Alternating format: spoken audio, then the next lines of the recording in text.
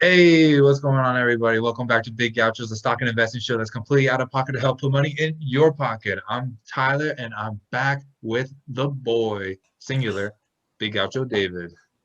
Yeah, this is Gauchos David, and we are back. We have another analysis video on Lordstown Motor, our favorite upcoming EV company. But before we get started, if you are new, make sure to like, comment, and subscribe. Roast us in the comments if you want, or maybe agree with us in the comments, whatever you whatever you prefer. But yeah, without further ado, let's get started with the first bit of information we have to bring to you is.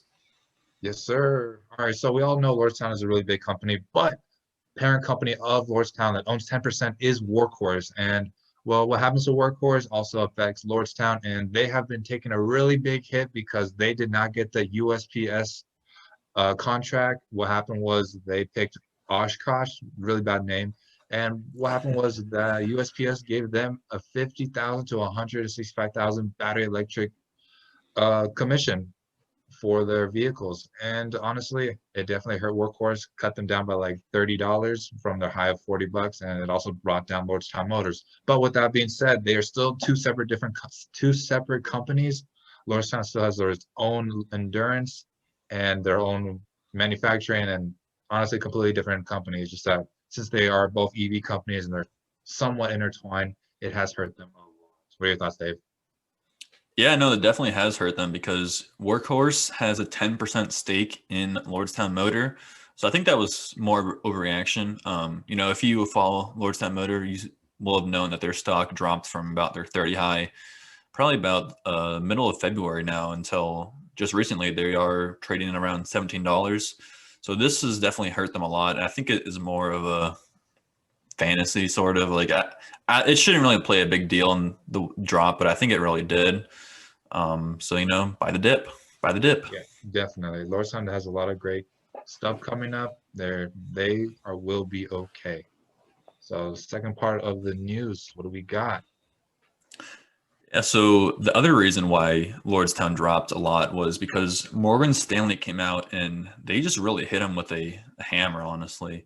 They gave him a buy rate or a price target of $18, which is absurdly low because all the other analysts and big banks that really rated Lordstown Motor gave him a buy rating or a price target of around like 25 to 30. I think the highest is around like 40. I But actually thought it was 50. oh, was it 50? Okay, Yeah. 50. Yeah, I know there's definitely one that was really high, but Morgan Stanley they do have some pretty good, pretty valid complaints about Lordstown, but I don't think it just justifies their $18 price target.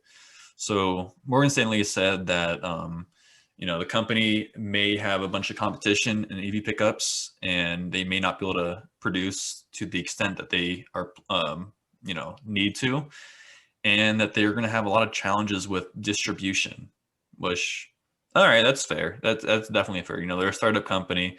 It's going to take them a little while to get to full production and have that distribution. That's, it's a fair critique.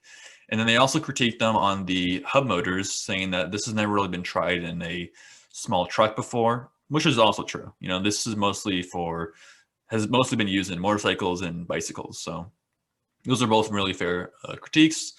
But again, I don't think it really justifies the $18 price target. Oh yeah. But with that being said, there has been a somewhat newish revelation in the distribution setting, at least, because Lordstown Motor is now partnering with another company to help do the distribution. And this company is Holman Enterprises. And this is a very old company. They're very known for helping with distribution of fleet vehicles and trucks. And they will be taking care of that entirely for Lordstown Motor. So now that point that Morgan Stanley really had about Lordstown is kind of negated because they found a veteran in this field that can really help them out. So that's awesome, and this is definitely a bonus for Lordstown. Oh yeah, definitely. And honestly, just based off of potential, they have 100,000 non-binding pre-orders. I know we mentioned this last time on the last video. Take a look at that up there. But 100,000 pre-orders, their market cap is 3 billion currently, or whatever it is, 3 point some billion.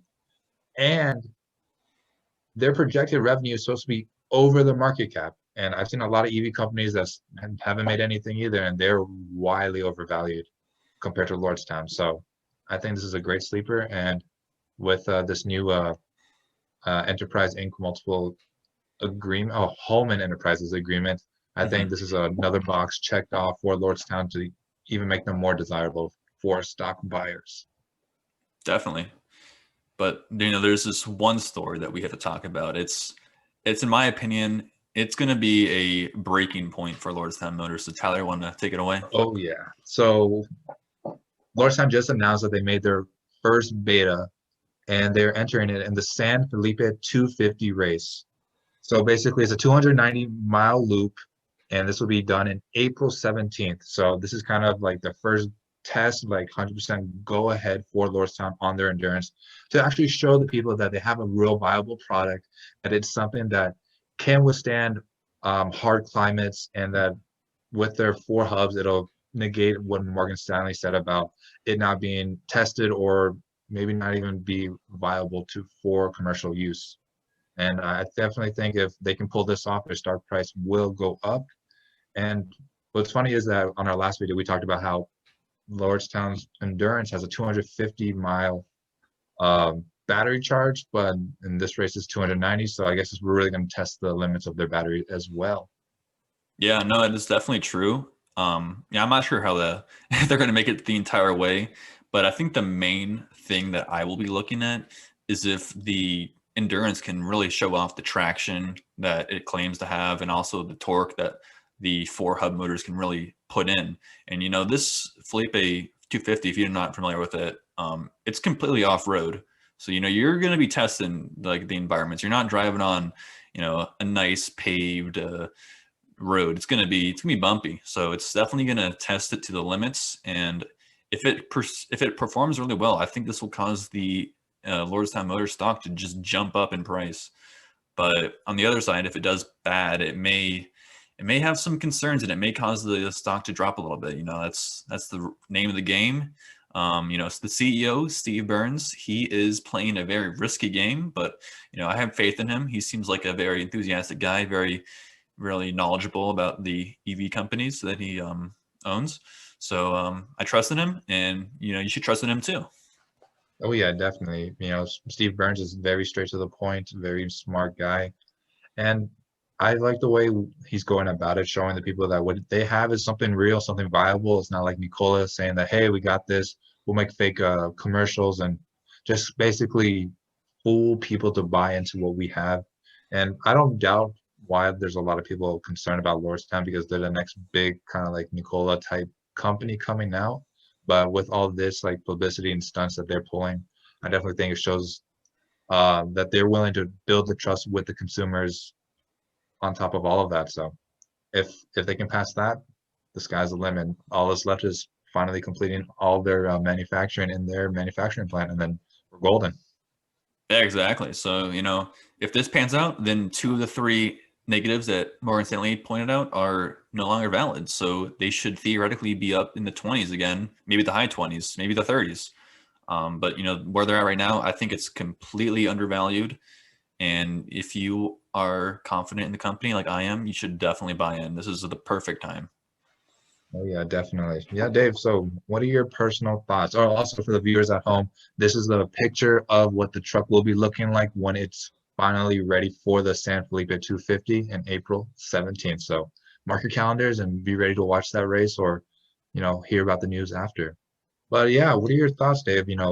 We've been talking about Lordstown for a while. What's your projected price for the end of the year? Ooh, for the end of the year. Yeah. Assuming that they get up into full production in the fall, which I have no reasons to doubt that they won't. By the end of the year, I think the stock could be on the low side. I would say in the 50s, and on the high side, I would say probably in like the 70s or 80s. Love Um, to hear that. that's just my predictions. I think Yeah. it has a huge upside potential. Oh yeah, I'm with you. Honestly, my goal's also the $50 range at the end of the year. I mean, I wouldn't be surprised if it's around like the $35 to $40 range. I know. Oh, there's always something for them to sell out or something bad about Lordstown. I don't know why people hate on them, but I guess it's just to make sure that they're actually legit. So if they can prove all the haters wrong and all the doubters, I definitely think by the end of the year, at least $50. And if you put in Mhm. perspective, right now we're trading at $17. So you have a chance to triple to quadruple your money on the low Yeah. side. No, definitely. There is a little bit of a short interest on Lordstown, and I think people started getting paper hands, started selling off as soon as the Morgan Stanley news came out, and they kind of just kept on selling off their shares, which is unfortunate. We'll talk about that in another video. But yeah, I like the looks, and this is what the original Lordstown is.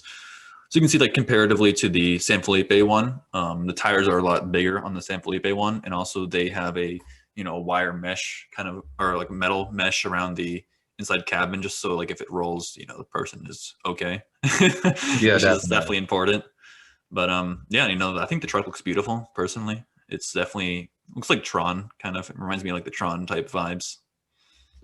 Oh yeah, it's definitely a very pretty truck. I definitely think it has a lot of upside to it. And if they also pass the laws in Ohio to actually sell directly to consumers as well to make it more of a kind of like an everyday truck compared to like a F-150, I feel like they can do some damage in that market as well because I think max the max tank for like a big truck like that size is around 250 to 300 miles of gas for a full tank of gas. So I think Lordstown's right where they need to be with their fuel of 250 miles per charge. They can increase that, and then it just makes it all better for them.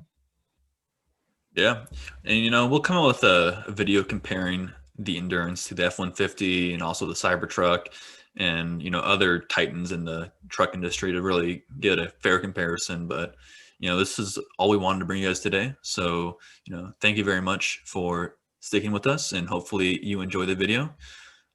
Make sure to subscribe, like us on Instagram. We also have a podcast. You can check us out on Anchor, Apple, Spotify, and many others that I'm not 100% sure of right now because we don't have Austin. He is our expert in that field, unless Tyler knows.